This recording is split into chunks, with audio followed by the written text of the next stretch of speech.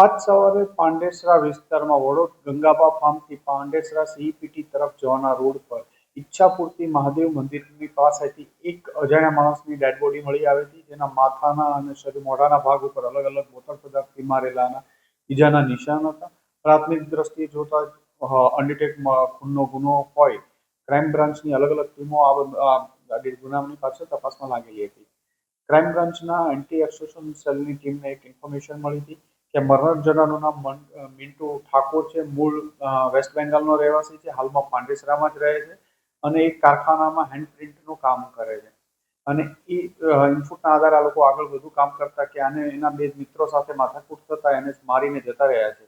આ કામે ક્રાઇમ બ્રાન્ચની ટીમ દ્વારા બ્રિજેશ કહાર અને વિજય રામ ખિલાવન શ્રીવાસ્તવ બંનેની ધરપકડ કરી છે.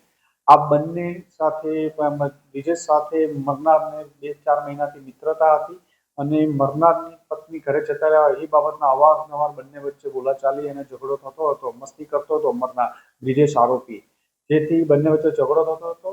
આજે બંને બ્રિજેશ અને વિજય બહાદુરે ડિસાઇડ કરી કાલે એને મોટરસાઇકલ ઉપર બેસાડી તે વડોદથી ગંગાબા ફાર્મથી સીપીટી પ્લાન્ટ જવાના મહાદેવજીના મંદિર પાસે લઈ જઈ તે બોથડ પદાર્થથી મારી અને એનું મોત નિપજાવેલ છે.